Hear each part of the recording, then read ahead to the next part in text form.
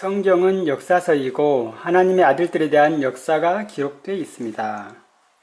신약시대에만 하나님의 아들들이 있었던 것이 아니고 구약에도 있었습니다. 우리는 먼저 이스라엘 자손이 하나님의 아들들로 부름을 받았다는 것을 알 필요가 있습니다. 하나님께서는 성경에서 여러 가지로 이스라엘 자손을 권면하고 있습니다. 그 중에 아들이라는 말이 있습니다.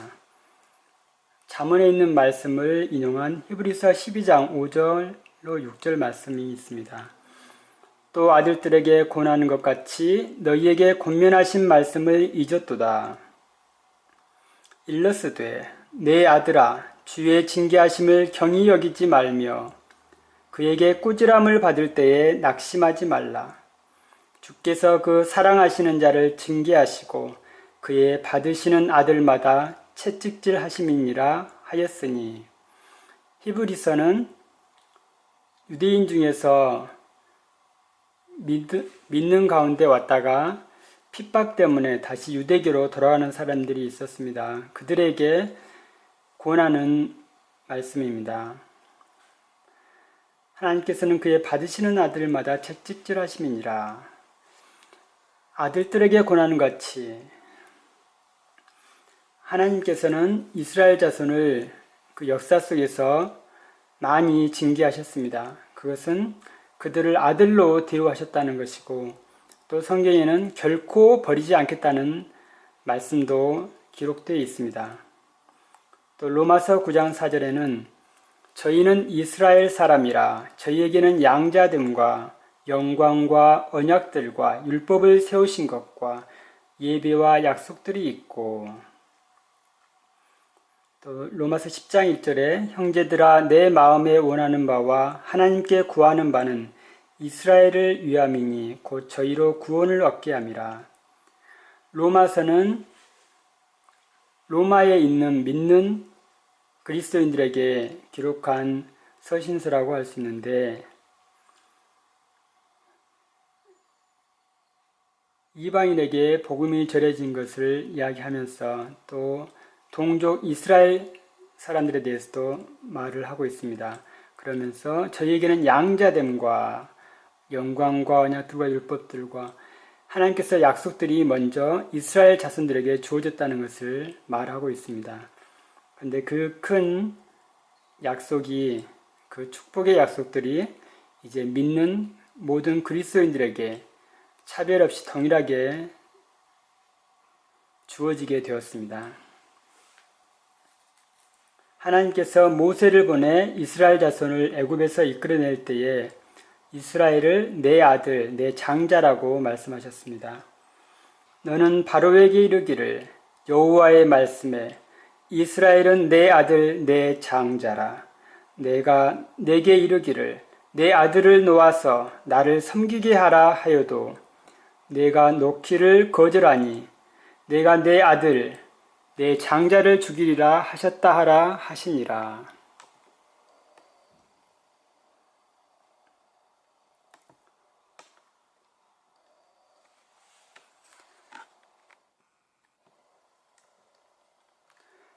아들 중에서도 장자는 상속자라는 의미입니다.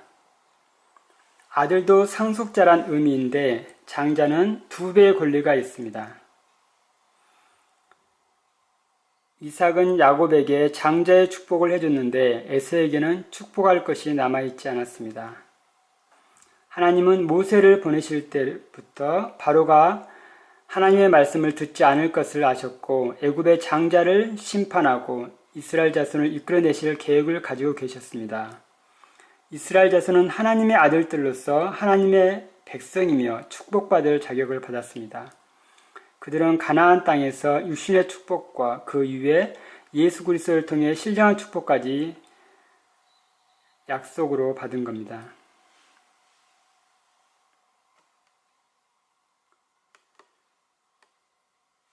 이스라엘 자손을 장자라고 말한 데에는 야곱의 형 에서와의 관계를 생각해 볼 수 있습니다.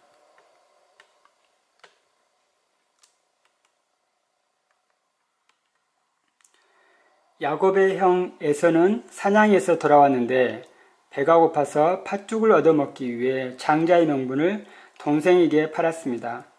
팥죽 한 그릇을 위해 장자의 축복을 포기한 것입니다. 세상 먹고 사는 것을 위해 구원받지 않는 사람들은 에서처럼 망령된 사람입니다. 나중에 눈물을 흘리며 구해도 얻지 못할 것입니다.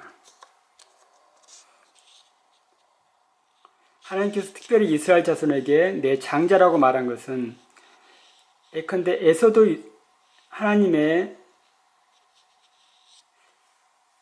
에서같이 나름대로는 어떤 믿는다고 하는 사람이 있을 수 있었지만 야곱이 실제로는 그 장자의 축복을 받았기 때문에 그것을 강조해서 말하고 있다고 하겠습니다.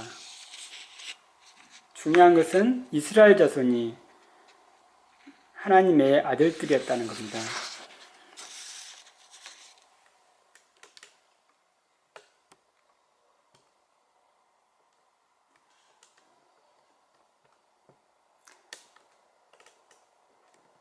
음행하는 자와 혹 한 그릇 식물을 위하여 장자의 명분을 판 에서와 같이 망령된 자가 있을까 두려워하라.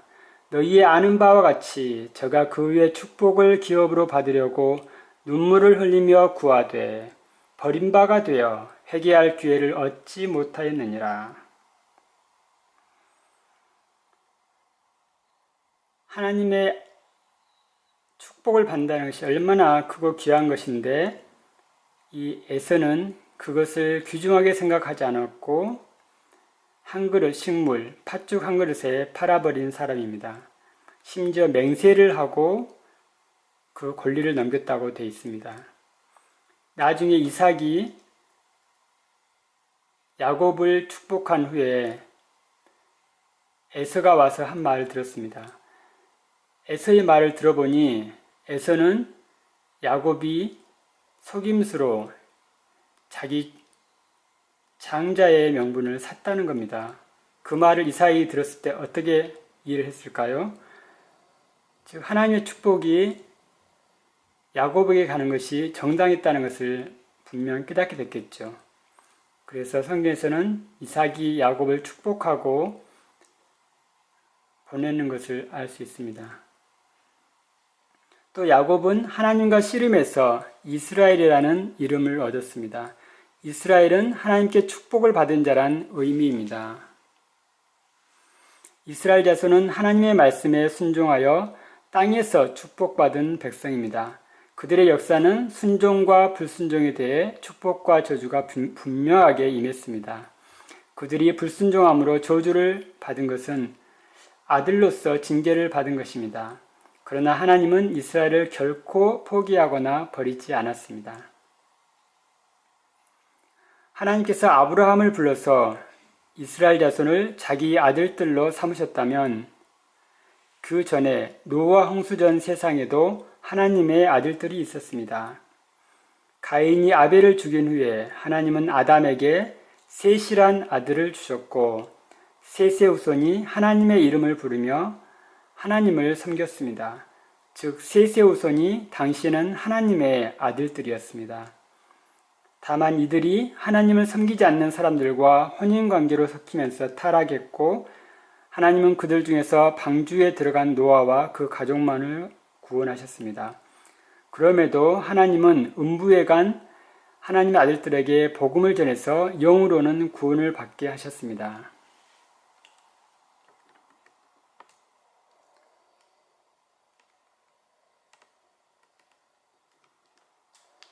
베드로전서 3장 19절로 20절 말씀에 보면 저가 또한 영으로 옥에 있는 영들에게 전파하시니라. 그들은 전에 노아의 날 방주 예비할 동안 하나님이 오래 참고 기다리실 때에 순종치 아니하던 자들이라. 옥에 있는 영들에게 전파하셨다. 복음을 전했다라고 말씀하고 있습니다. 노아의 날 방주 예비할 동안 하나님이 오래 참고 기다리실 때에 순종치 아니하던 자들이라.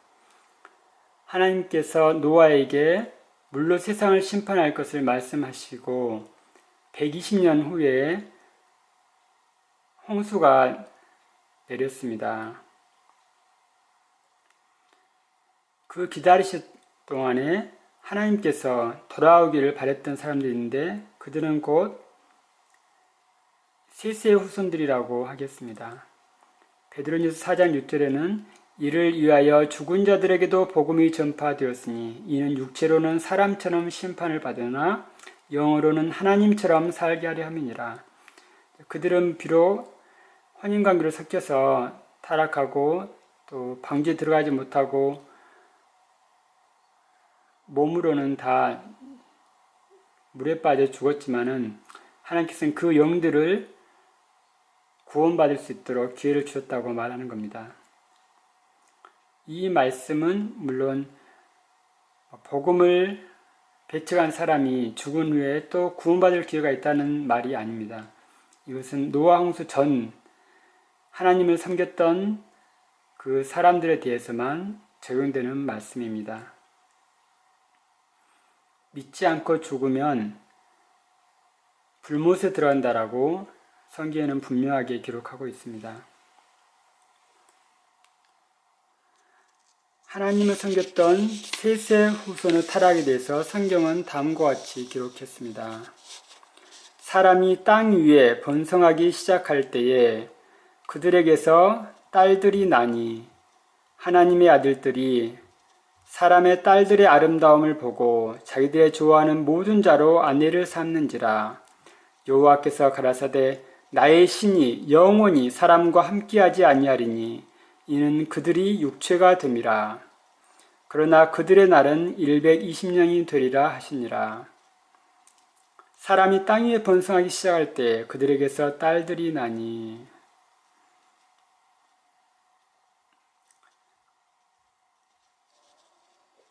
하나님의 아들들이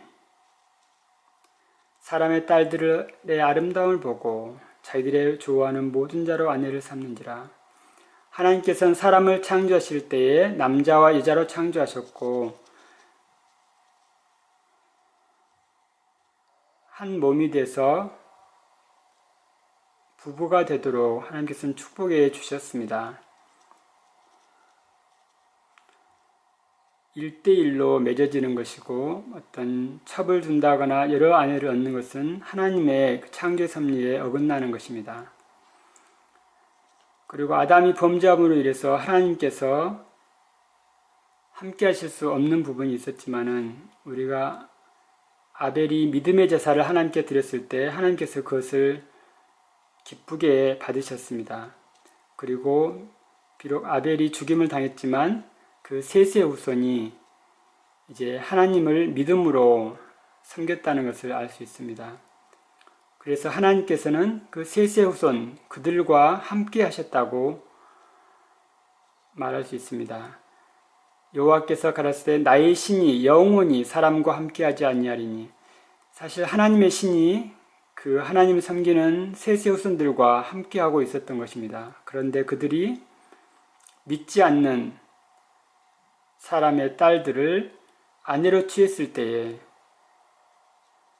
부부라는 것은 한 육체가 되는 것이기 때문에 하나님께서는 그 믿는 사람들과 더 이상 함께할 수 없게 된 것입니다. 즉 하나님의 신이 그들을 떠나셔야 했다라고 말씀하고 있습니다. 그래서 이 말씀은 결혼관계라는 것이 얼마나 심각한 문제를 일으킬 수 있는지를 설명하고 있습니다. 즉 믿는 사람이 믿지 않는 사람과 결혼하게 되면 하나님께서 함께 하실 수 없는 문제가 생깁니다. 하나님께서는 그리스도인들에 대해서 말하기를 너희 몸은 하나님의 성전이라 하나님의 성령이 너희 가운데 계신다라고 말씀하고 있습니다.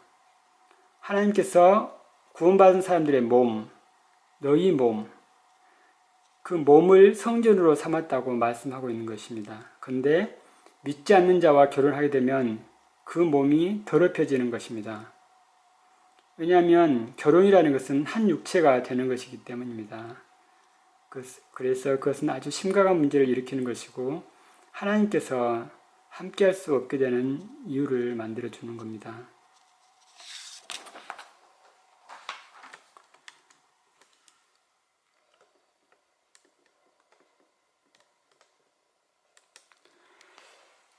창세기 6장 4절 당시의 땅에 네피림이 있었고 그 후에도 하나님의 아들들이 사람의 딸들을 취하여 자식을 낳았으니 그들이 용사라.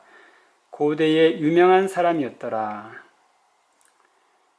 이 구절은 약간 난해하게 보일 수도 있지만 사실 알고 보면 어렵지 않다라고 생각합니다.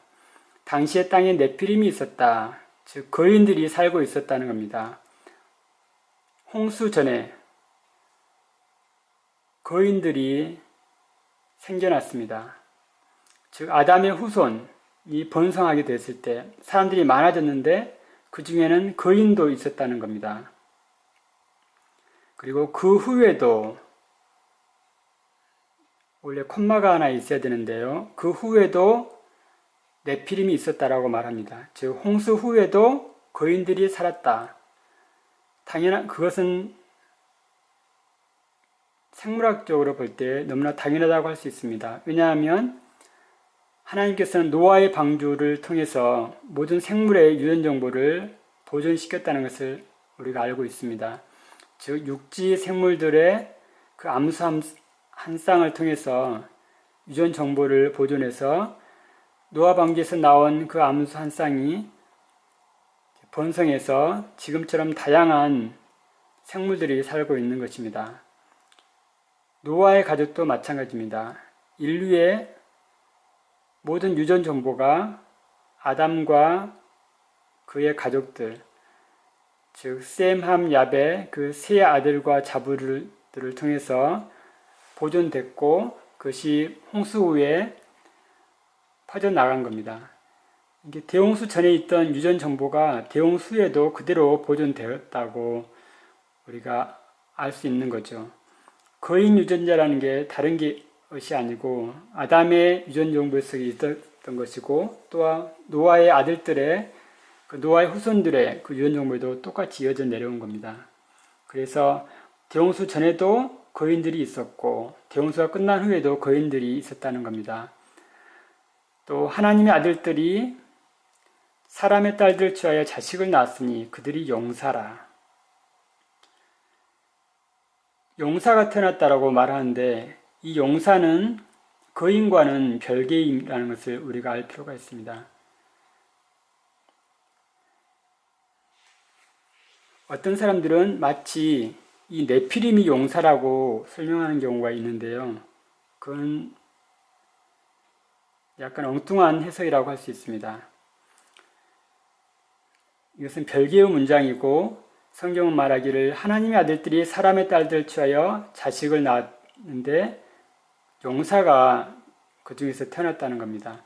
즉 믿음의 사람들이 믿지 않는 세상 딸들을 취해서 자식을 낳았는데 오히려 그 가운데서 믿음 있는 용사, 여기서 믿음이라는 것은 거인들을 물리칠 수 있는 그런 믿음을 가진 사람이라는 뜻이죠. 물론 하나님을 섬기지는 못했겠지만 그래도 당대에서는 용사라고 불리는 사람들이 생겨났다는 겁니다. 그래서 고대의 유명한 사람이었더라. 유명하게 되었겠죠. 근데 다윗이 거인 골리앗을 쓰러뜨렸기 때문에 유명하게 되었고 또 다윗은 용사로서 손색이 없게 되었습니다.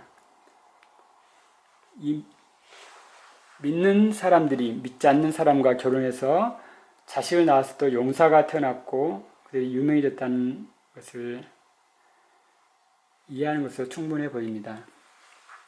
모세가 창세기를 기록할 때에 잘 보존된 기록들을 참조했을 것으로 보이는데 창세기 6장 2절은 모세가 특별하게 표현한 것으로 보입니다. 모세는 이스라엘 자손이 하나님의 아들인데 이들이 가나안 땅에 들어가면 이방인들과 혼인하고 다른 신을 섬기면서 타락할 것을 알고 있었습니다.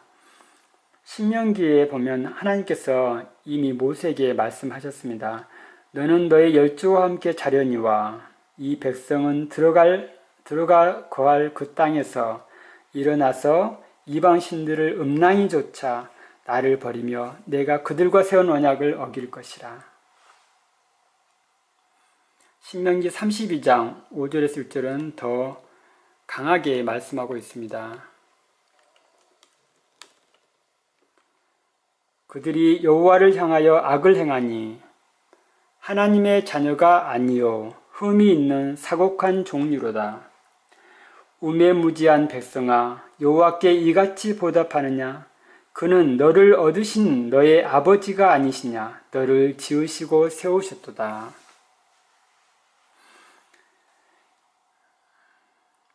모세는 이스라엘 자손을 향해서 담대하게 말하기를 그 악을 행하는 것에 대해서 하나님의 자녀가 아니요. 사실 그들은 하나님의 자녀로 불리는데 정말 너무나 악을 행하기 때문에 하나님 자녀라고 부르지 못할 정도라는 것이죠. 흠이 있는 사곡한 종류로다. 우매무지한 백성아 여호와께 이같이 보답하느냐? 그는 너를 얻으신 너의 아버지가 아니시냐? 너를 지으시고 세우셨도다.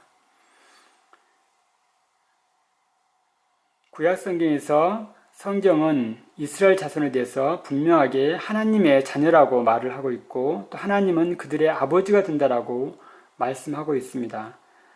즉 그들은 하나님을 아버지로서 생각하고 섬겨야 마땅한 사람들인 겁니다. 하나님께서 그들을 그렇게 사랑하셨고 그들을 그 종노릇하던 애굽 땅에서 건져낸 것입니다. 모세는 노아 홍수 전에 하나님의 아들들로 불렸던 셋의 후손들이 불신자들과 혼인하고 섞여서 육체로 타락한 것을 설명하고 있습니다. 또한 당시에 땅에 네피림이 있었고 그 후에도 있었다고 말씀하고 있습니다. 왜냐하면 이스라엘 자손이 가나안 땅에 들어가면 그곳에도 마찬가지로 네피림 거인의 후손들이 살고 있기 때문입니다. 그러나 거인들을 두려워할 필요가 없는 이유는 과거에도 있었고